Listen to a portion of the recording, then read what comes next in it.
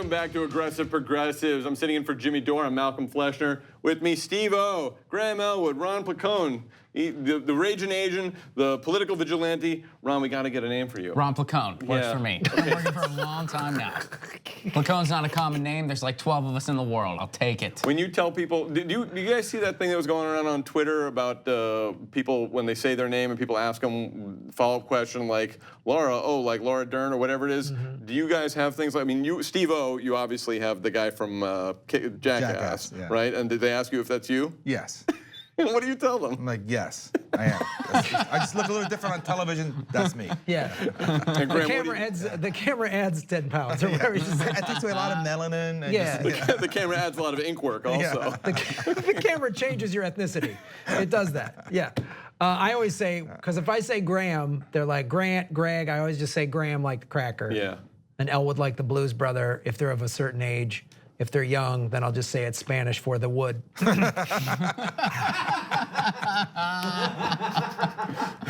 that's good stuff. That's quality stuff. Yeah. And you are a cracker.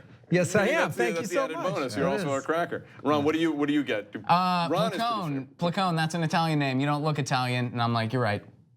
That's it. Okay.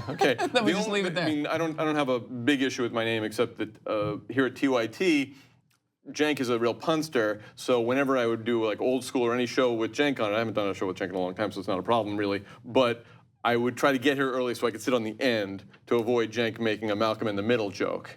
But which is a show that he's never watched, by the way. How dare he? Yeah. But that was pretty funny, that thing when I mean, I don't know, it's one of these internet things that comes and goes. But no one's ever said time to flesh it out with Fleschner? Yeah, in the flesh, there were suggestions and things like that. But I mean, Jimmy Dore, of course, yeah, fleshlight. Fleshlight. He's like, I mean, I think the last time he was like, I say Fleischman, what do you say, fleshlight? And I was like, just Malcolm. Malcolm is good. Jimmy's never gonna get it. He's never gonna figure out that I think he suspects that I'm an heir to the giant fleshlight fortune, and I'm hiding my wealth from him. But. Yeah, but Jimmy's not here. But we are here. We're having a great time. It's fun. We can have a little fun while the world burns, and we can still be aggressive and progressive about it. And before we get to our first main story, I wanted to have Ron clue us on what's happening today, Tuesday, April 9th, as we are recording this. What's going on in D.C.?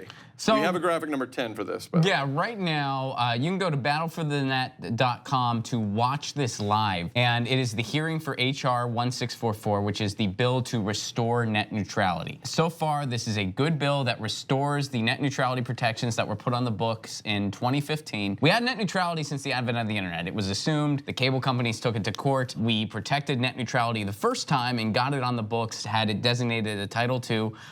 Then it got, that got taken away by the Trump FCC and Ajit Pai. This is a bill to get us those net neutrality protections back. It is a 3-page bill, no gimmicks. It just says, hey, we're getting this net neutrality back. There have been some amendments that have attempted amendments to weaken the bill. They have not gone forward. So there's a hearing right now. The House is deliberating on it. So chances are nothing will be decided before the end of this show in real time, but it is going on right now, and you can follow it in real time. And the free and open internet is at stake. So what are the because this is not a strict party line type of vote. Typically, what are the prospects for success in both Democrats and Republicans? I think it has a good chance of getting through the House. I don't think it has a likely chance of getting through the Senate or being, especially not being signed by Donald Trump should it get through the Senate. So, but what's important here is that A, the conversation is continuing. B, they're amplifying public opinion. I mean, right now, 83% of Americans favor net neutrality. That number is only growing. And also, these big cable companies can't really do anything about the lack of net neutrality. They can't screw over consumers when it's being fought out in the court systems, as it's being done here in California. We're fighting it out in the courts right now because we passed our own net neutrality bill. And with all this kind of battling it out, they can't really do anything because it might just be something they have to rescind later because they can't do it legally. So this is a good thing. It's good that this is happening. Shout out to Fight for the Future and all the organizations on the front lines on this, and we'll see what happens. We're also going to get the various members of the House and Senate on record where they Yes. stand. Yes. Yeah, Yes. and also absolutely. That's presidential another good point. candidates. I know Like, Joe Yes. Biden must be just tearing up about this. Joe Biden's a big supporter of net neutrality, right? Joe Biden can't even get net neutrality right. No, he's smelling the hair of net neutrality. Ew. I made you go ew. Fantastic. All right, we got one little short item I wanted to get to before we go to the main body of the show today, and that is it's graphic number 9. The former Alaska Senator Mike Gravel talking about Cory Booker. Mike Gravel is on fire lately, am I right? He said, if you want a vision of the future under Cory Booker, imagine a boot stamping on a human face forever. And once in a while, it stops for an inspirational lecture on how we should never stop dreaming. He had another one about Kamala Harris today or yesterday. Not quite as That's so good. yeah, brutal as that one. But And then yeah. every now and again, the boot tells you, sorry, but you can't afford your medicine. Sorry about Yeah. that. We're not going to do anything about it. Yeah. But you always have the option to lick the boot. The boot kicks you out of charter school because you're having a learning disability. I mean, yeah, I love Mike Gravel. I'm loving the new Mike Gravel, which is similar to the old Mike Gravel, but it's just more. Like, I have this theory, like... It's Mike Gravel Unchained. Yeah, It's Mike Gravel after dark. I mean, he's just going out of control. Do you have aging relatives and you're talking about, oh yeah, Aunt Sue, she's getting a little, well, maybe it'll decline. Maybe as she gets older, it won't. No, when people get older, they just become more of the way they are. And Mike Gravel is proving that point because he does not give a wet fart about offending anybody. He has taken on all these establishment Democrats, and his announcement video was awesome. So I recommend Mike Gravel. Give him $1, get him on the debate stage. Let's make this happen. Here's the thing that after 16, and many people were saying this, we need a progressive Trump. Trump said all these inflammatory, not his offensive, xenophobic, racist stuff, but he said these inflammatory things. People always forget on the left, Trump blew up the Republican Party. Yeah. In those Republican debates, he stood on that stage and he blew that party up. He said, Jeb Bush, it happened on your brother's watch, and 9/11, And so we need someone who's a progressive, just going for the throat, and that's what he's doing, man. Calling the corporate Democrats out for who they really are. They are just sellout centrists who are they did what the Clintons did. They learned the Clinton paper. Bill Clinton and Hillary just went a millimeter to the left of some Republican policy and called themselves liberal. Call them out for that nonsense. Yeah, but Mike Gravel needs to have, 65,000 donations to get on the debate stage. And so if you can just donate $1 to his campaign, that will help him. And him being on that stage will be, you know what, it's worth it for the entertainment value alone. Totally agree. I mean, for that tweet alone, I'm gonna give him $5 because I like to overtip. It's not $5. Yeah, I'll give him 20% of what you give him. I'll give him whatever Steve tips his hairdresser. $8. So a little hat tip from the aggressive progressives from Mike Gravel, and I know he's just like that tipping video, he's doing it for the publicity also, but that's okay. Jokes aside, Well, we should be pulling the party to the left. Yeah. Yeah, he even said that's what he wants. Like, he wants to get on the debate stage. And going on what Graham just said, we live in an anti-establishment, quote unquote, time where people are tired of the Washington as usual. And that's part of the reason why people bought into Trump. And on Trump's, it's all a lie with Donald Trump. He's just another side of the establishment. But the idea that a real outsider lefty could beat him is very real. I mean, that's who can beat him. Look at AOC. More of the usual is not going to beat him. Look what AOC has done. She's gone in there live tweeting lobbyists at the freshman orientation.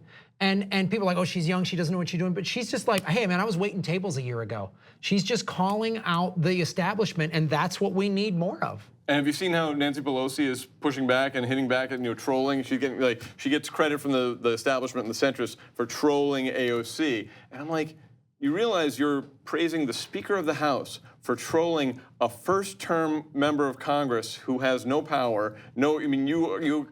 It's punching down, down, down, but it shows that she actually does have power. She doesn't have influence in Congress the way that Nancy Pelosi does, but by Nancy Pelosi punching down at her shows she's scared of Alexandria And it shows what the Ocasio-Cortez. corporate Democrats really are. Nancy Pelosi's a rich white lady who's punching down at a woman of, I thought the Democratic Party was, well, yay, women of color and people diversity. Oh, unless they threaten my country club membership, then I'm gonna take a swing at you. So it's great. Yeah, I also think that, that ancient time when we wanted our politicians to be very stiff and dignified and senatorial and very formal, and they don't want that from their on-air presenters, which is the reason why we don't wear jackets. Boom, look at these guns. And they don't want that from politicians. They want people who are, relatable. And in some respects, I have to give George Bush a little bit of credit for this, because George W. Bush is the one where everyone said, oh, he's the kind of guy they want to have beer with, right? Which I always said, no, I don't want my president to be a guy that I have beer with. I want that person to be better than me, smarter and more inspirational, not my peer. But apparently, our country wants people that they can really relate to, and not these polished politicians. So the notion that you need to be all buttoned up and that's the way to win votes is so outdated. It's completely and utterly outdated, and that's why Bernie, like with his gruff, like cranky grandpa attitude, who's a straight talker, is very appealing. That's why AOC, who live tweets as she's cooking and talking about policy, is very appealing. The key is too is the policy. Policy. They're not Policy. just being. They're not just trying to be folksy to be folksy. They're like, I believe in this, and when you tell people, I'm going to give you health care, college tuition, Green New Deal, they go, yes. You're exactly right, Graham, because like being folksy fake is no better than being like formal and dignified fake. It's all Beto fake, O'Rourke. right? Yes. Robert Francis O'Rourke, the Irish guy. So now I'm Paco Elwood, real quick, but Elwood. You have a Spanish last name. yes, I'm the Spanish last name, so I'm not an Irish guy from So you Chicago. have more of a Spanish name than Beto O'Rourke? Yes. Isn't it Elwoodo? Elwoodo, yes, Elwoodo. All right, so Mike Gravel, kudos. We appreciate your work and hope we can get you onto the debate stage. You got a fist bump from Graham Elwood. All right, so let's go to our first actual story. I don't know, we break it down this way, but obviously we've covered like a dozen stories already. But this comes to us from Caitlin Johnstone, and if you don't know her, she has her own website, but also she wrote this piece for Consortium News.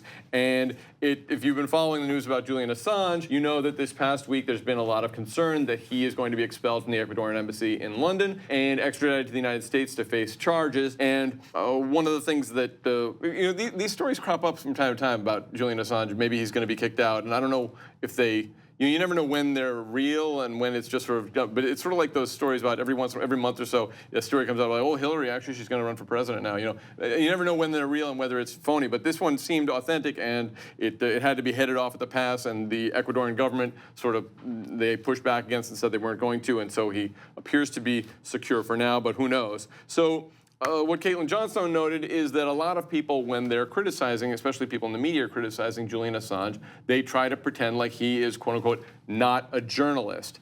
And that's because, as she points out, he represents a threat to the establishment, and the establishment includes corporate journalists who work for the mainstream corporate media. And so they want to distance themselves from him, because if they can do that, then they are not threatened, potentially, because he is not part of the same club they're in. So anyway, let's go to the story. The reason this talking point comes up, of course, is because the WikiLeaks founder is besieged by powerful forces who are attempting to imprison him for publishing inconvenient facts about them, and his defenders often voice their concerns about what this means for the future of press freedoms. The completely baseless claim that Assange is not a journalist is used in an attempt to defuse the argument that his prosecution by the US government could lead to the same fate for any news media outlet which publishes leaks on the US government anywhere in the world. If he's not a journalist, then his prosecution sets no precedent for real journalists. So what her point there is that what WikiLeaks did is they published government documents exposing what the government was doing to the American public. And the other members of the media are trying to drive a wedge between what they do when they publish leaks or whatever information they publish and what Julian Assange did. So that's important, because then they are not they are subject to the protections of the First Amendment, but he is not, because he's not a journalist. That's what they're saying. And they can also then call him a treason, an enemy combatant, and whatever nonsense. Whatever they want to do. And as Glenn Greenwald has pointed out, and Caitlin Johnson mentions this also, there's the freedom of the press is protected in the Constitution, but it's not like there are no qualifiers saying, well, you have to work for a newspaper or you have to work for a mainstream media source or anything. It's just it's a very broadly defined on purpose. Yeah, it's not like you get some journalism badge and you're like, show your, okay, freedom of speech applies to you. All right, good, thank you. Exactly, you get freedom of the press, but you don't because but any blogger, I mean, this has been established, well established, and that's what she mentioned. So anyway, go back to the story. Anyone with a functioning brain can see that Julian Assange is indeed a journalist, publishing facts so that the citizenry can inform themselves about what's going on in their world and what's happening with their government is the thing that journalism is. Duh.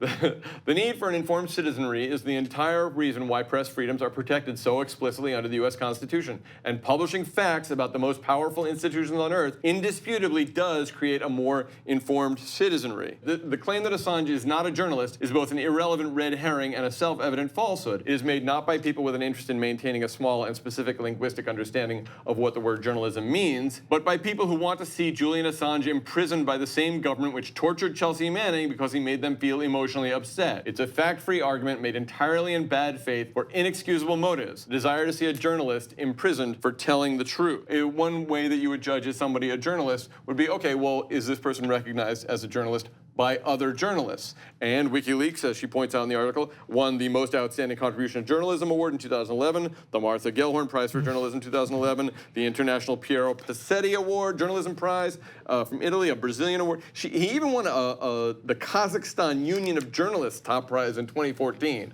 So he is acknowledged by other journalists as being a journalist. So that argument falls apart, in my opinion. So anyway, we just, the last text graphic we have is, when someone says Assange isn't a journalist, they aren't telling you what Assange is, they're showing you what they are, is her point. Actually, before we'll go to commentary, before we watch this video, because it's important and it really highlights the distinctions here and why the mainstream press wants to lie to you about what Julian Assange does and why that's not journalism. It's Ray McGovern talking to Don Lemon and just dismantling the notion to Don Lemon about what journalism is. So let's go to that. In spite of public protests, it is clear many leaders in American government think the founder of WikiLeaks is a criminal. I hope the Justice Department will soon indict him and that we will be able to extradite him from Britain and bring him back to stand trial in the United States.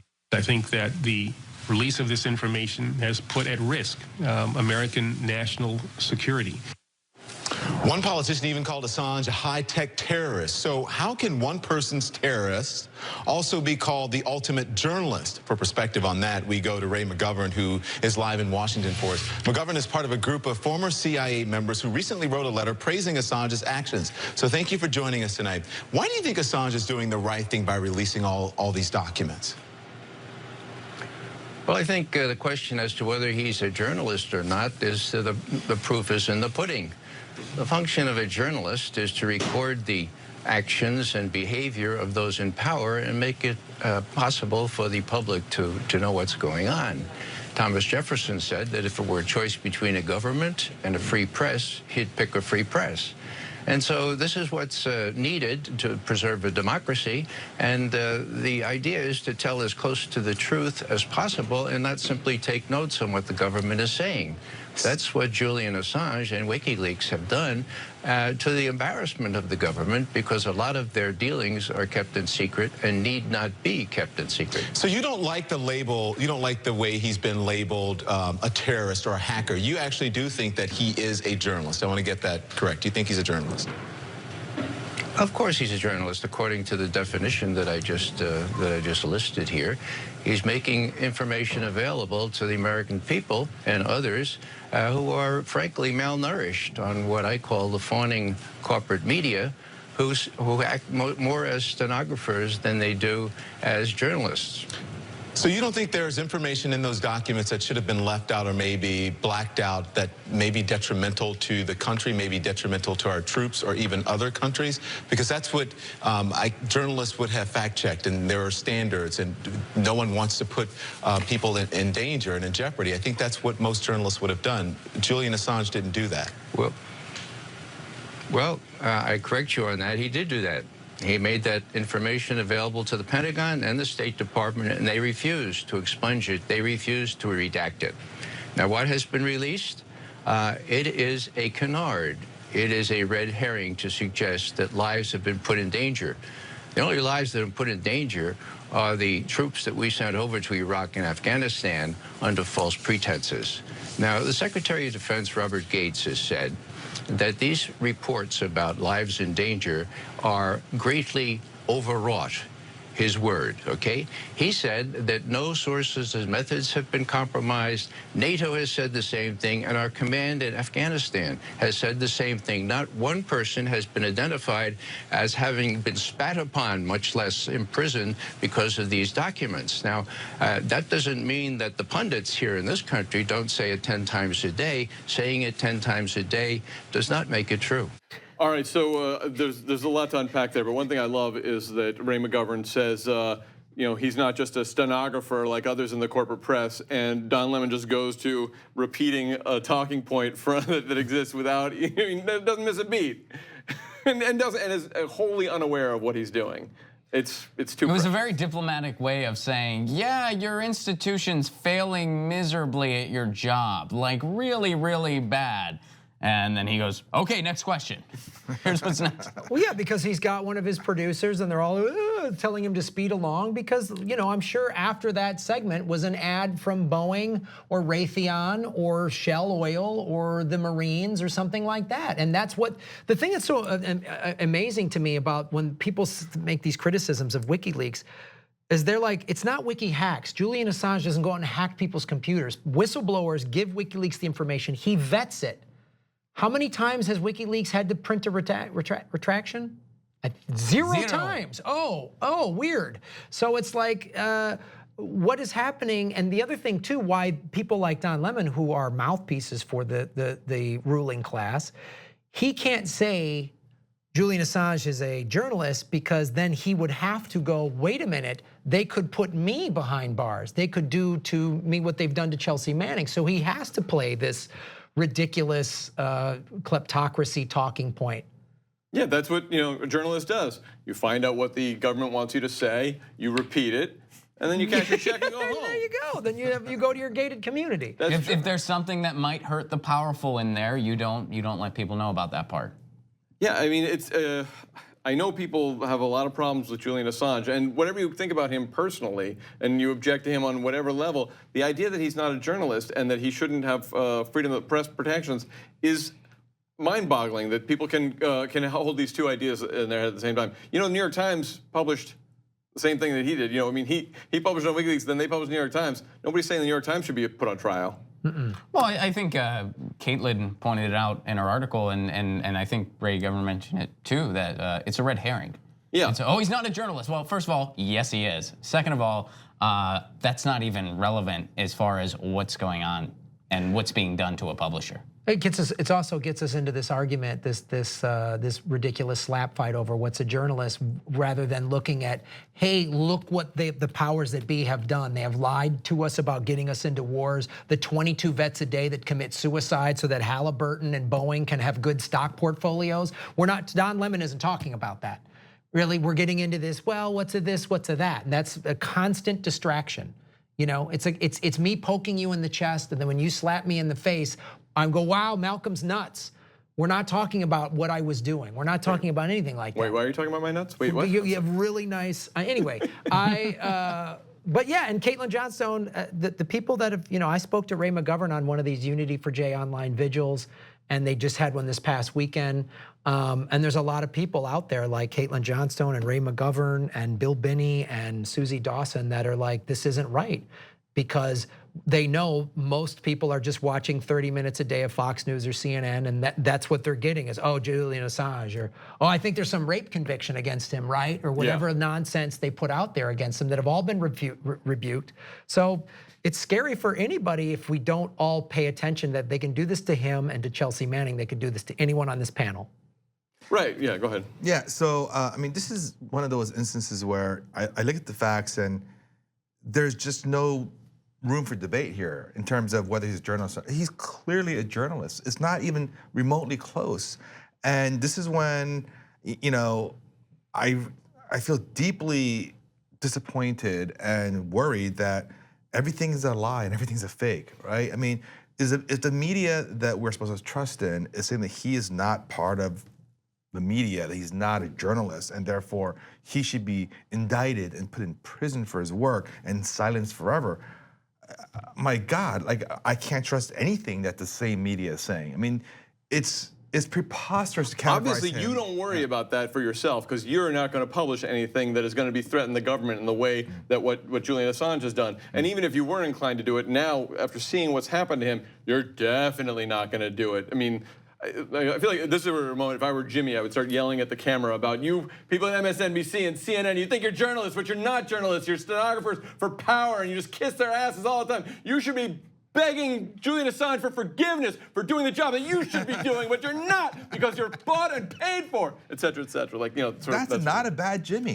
How many times has how many segments are there of Don Lemon getting all bent out of shape about Khashoggi being chopped up in a garden, which is awful, and journalists should get bent out of shape about that. But then at the very same turn, he goes, but Assange isn't a journalist, and Joe Lieberman, mouthpiece for the war machine, says so. And he's also, not to pick on Don Lemon, because he's just like the rest of them, he's not going to go and say anybody who's accepting money from Saudi Arabia is complicit in the murder of Jamal Khashoggi, not to mention the murder of thousands of people in Yemen that is ongoing. And our advertisers, he's not going to say our advertisers are also complicit in that. And the whole military-industrial complex, which funds this show, not this show, but his show, he's not going to question that. Chelsea so Manning, you can call out the individual incident of Khashoggi and then just move on, and not call out the larger enterprise that supports him and that supports you as well. Or Sharina Shim, who was, she uncovered, I've mentioned it on this show before, but she uncovered that we were bringing ISIS troops through American bases in Turkey, and then she had this mysterious car accident that's never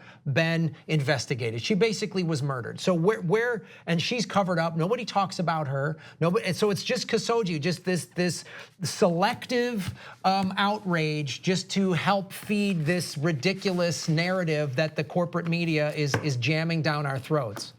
Well, and you constantly see this. I mean, the corporate media, they'll clutch their pearls when, Trump's mean to a reporter or the White House tells everyone to turn off their cameras. And then, oh, by the way, the bigger story there is that everybody did, by the way. Yeah. But when DAPL was going on and Amy Schlossberg was facing potential prison time for the work she did on that, complete silence from the corporate media on that. They were silent on what happened to Chelsea Manning recently. They're silent on Julian Assange. They're silent on what's going on with Chelsea Manning, who, as of recent, was finally let out of solitary confinement on these bogus charges. Even like not even charged. Not charged with anything. She's not even charged with anything. She's just being held. Yeah. She won't give up on this people, and she has to go. And she's a transgender vet. Where is the left's outrage? All of this, Trump is this homophobic, sexist. Okay, here's a transgender whistleblower doing the right thing. And where is your outrage, Hillary Clinton supporters? Oh, that's right. You don't have any because you only get outraged at little selective nonsense. Where's Kathy Griffin's outrage? That preposterous millionaire that lives in she sickens me. Where's the outrage from Don Lemon when RT had its press passes pulled? RT can't go into the Capitol building. Where's, right, because they're a Putin puppet foreign agent, blah, blah, blah. They're all full of it. Whereas Don Lemon and CNN would never do the bidding of whoever owns them. No, that's never. Important to remember. I think so. Show of hands, support Julian Assange, yeah? Right, I think we got that. And Chelsea Manning and Julian Assange are doing what they're like doing their best to prop up the credibility of the media and the press. They're the kind of people that I admire because I would never have their courage. Yeah. Right? I mean, they're doing things that most of us can't do. And nobody's going to give them any award. Nobody in the mainstream is going to acknowledge them, and they're saving their jobs, doing their jobs that they're not doing. Not today, but hopefully history will judge them better than we are doing now. Well, I certainly hope so, and I think part of the reason, a big part of the reason they're being treated the way they're treated is because they don't want other people to have that type of courage. Yeah. Right, that's exactly right. It's an object lesson that they, we're not believe if there's any comfort from us torturing you, it's not you, it's all the other people who might want to admire you and do what you did. That we want them to know what's going to happen to them too. So this is not real. I'm not really torturing you. That's cold comfort, I'm sure. All right, so this next story Steve wanted to talk about, and it's an important one and interesting. It's about the Trump administration has revoked a ICC prosecutor's visa so that she cannot investigate potential U.S. war crimes in Afghanistan. So what we can confirm about the story is that the U.S. authorities have revoked the prosecutor's visa for entry into the U.S. Prosecutor Fatou Bensouda's office said in a statement. The decision, per her office, shouldn't interfere with her travel to the United Nations headquarters in New York City. So she is an investigator for the UN, and she is looking into potential war crimes committed by American soldiers in Afghanistan. And apparently, that's not okay. So go back to the story. Washington's attempt to intimidate the ICC by canceling the ICC prosecutor's visa over a possible Afghanistan investigation is the Trump administration's latest shameful attack on the rule of law, said Richard Dicker, International Justice Director at Human Rights Watch. While the decision was widely criticized in the international community, it was not a surprise. U.S. Secretary of State Mike Pompeo announced last month that the administration would revoke or deny visas for any court personnel who try to probe or prosecute American officials or key allies, which critics called a blatant effort to intimidate and retaliate against judges, prosecutors, and advocates seeking justice for victims of serious human rights abuses, as if that would ever happen by our soldiers would ever commit human rights abuses. Pompeo's announcement came after John Bolton, everyone's favorite John Bolton, President Donald Trump's national security advisor and a longtime critic of the ICC, threatened to impose sanctions on court officials in September if they continue to pursue an investigation into U.S. service members' conduct in Afghanistan. Under the Bush, Obama, and Trump administrations, the United States has refused to join or support the Hague-based court, which probes and prosecutes crimes of aggression, crimes against humanity, war crimes, and genocide under international law. Who would want to support that? In November of 2017, Bensouda requested a probe of potential war crimes committed by U.S. military forces and members of the CIA in Afghanistan. The ICC has not yet made a final decision about whether to open a formal investigation. So there's not even a formal investigation yet, but the Trump administration, continuing long-standing U.S. policy, is saying, no, international tribunals are for other people. They're for third world dictators and strong men like Maduro. Charles Taylor in Liberia, or Africans, or Slobodan Milosevic. This is not for when American soldiers commit war crimes. That is, and this goes back to Julian Assange and Chelsea Manning. When Americans commit war crimes, nobody's supposed to know about it, and when they do, there's not supposed to be any consequences to it. So, Steve, why did you want to cover this story? Well, so the United States right now is involved in more wars across the world than any other country. We probably initiated most of them. We claim that these are wars of necessity, but they're not. And it is unbelievable to me that the country that is involved in the most number of wars around the world is the one country that can't be investigated for war crimes. And I want everyone to know that we have this unbelievable myth in America that we're always the good guys, that we are the world's policemen, and we're gonna distribute justice and fairness and democracy and good tidings to everyone around the world whenever there's military intervention. And that justifies our ever-ballooning defense budget. Yet, we cannot be held accountable by anyone, not by ourselves internally, by the likes of Chelsea Manning, and not by international tribunals that have been set up for decades to that we helped set up. Yes, to do exactly this, to make sure that there aren't war crimes. And why wouldn't we want to hold ourselves accountable? I just don't understand that. So, especially right-wingers love saying, if you have nothing to hide, what are you hiding? If we have nothing to hide, what are we hiding? Let there be an investigation, and if people have acted badly, they should be held to account. So it's just incredible to me that we just keep feeding this military war machine, and we commit atrocities, and we topple regimes, and we murder and kill so many innocent civilians through drone strikes, just our military actions, on the ground. And whenever there is any kind of excess behavior by our troops who may be improperly trained or any number of reasons why they commit these atrocities, we're not held to account. It's ridiculous and unacceptable. The other thing too, like if we're supposed to, we always like taking the moral high ground. We're just the good guys coming in to do the good things. So then we should hold ourselves and our military more accountable to show, hey, that was always the thing. Like, oh, the radical Muslims, they're immoral and they don't care and they'll blow up innocents. We don't do that. Yeah. So then it's just part of their DNA. They're violent people. They're violent and they're extremists. And then when we commit these atrocities, because war is awful, war is an inhuman thing, and you're teaching young men and women to go to war and do things that are contrary to human nature, to kill and to look at this person as subhuman so I can kill them. It's an inhuman thing. So. Of course, it's going to breed amoral, inhuman behavior, and then if we're not going to hold them accountable. I mean, the other thing too, Steve talked about all the wars we're in. We've been in Afghanistan for 18 years. This is the equivalent of we were still in Japan and Germany in 1958, 59. Can you imagine that? Well, we literally laughed at the Soviets for being in Afghanistan for 9 years. Yes, yeah. And and we said, oh, how foolish. And here we are, double that already with no end in sight. So we've been there for 18 years, and for 18 years, we have been committing some atrocities. Well, we don't know because there's no investigation, right? I'm sure for 18 years, we've done nothing wrong, not one time, right?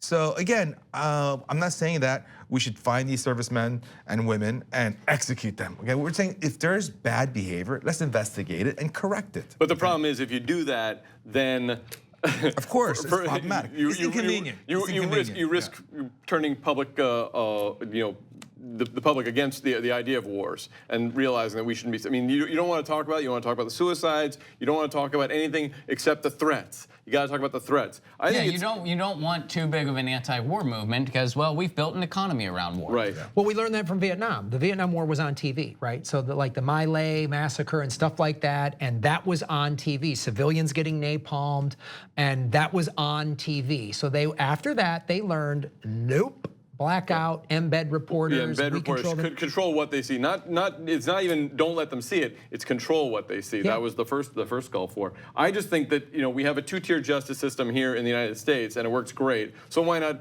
just spread that internationally, where the elites are not held accountable. The elites of the United States anyway are not held accountable, just like elites in this country are not held accountable. That's and I also want to point out that the United States, as it's pointed out in the article, this is not a Trump administration thing. This has been going on. This is the entirety of third administration. Third administration. The United States mined the harbors of Managua in 1983. Totally illegal. We're taken to court by Nicaragua. We ruled against us, and the United States said, we're not going to acknowledge this. We're not going to honor this judgment against us. So we have a long-standing policy of these rules apply to you, but not to us, and we are going to enforce them. And just using international group, whether it's the UN, NATO, the Organization of American States, they're there to do our bidding. These are not international organizations which is why it's kind of funny when the right wing criticizes the UN, when the UN is really just there to be a rubber stamp of the United States. Yeah, I gotta go. Okay, we gotta go. We're losing Steve. Steve, oh no. Gotta go. Sorry. But great show. Thanks, guys. I'm gonna watch it from the car. Outstanding. All right. Wait, I'm not sure if that's a good idea. All right, so we'll be right back for the last segment. Thanks, Steve. And I also should say that those of you who are watching on live linear, we're gonna have to say goodbye to you. It's just members in the last segment, so that's going to get really aggressive after dark. But, I mean, they don't call him Elwood for nothing. Yeah. Shirtless in the member section. All right, Steve, thanks for joining us, and we'll see you next week, hopefully.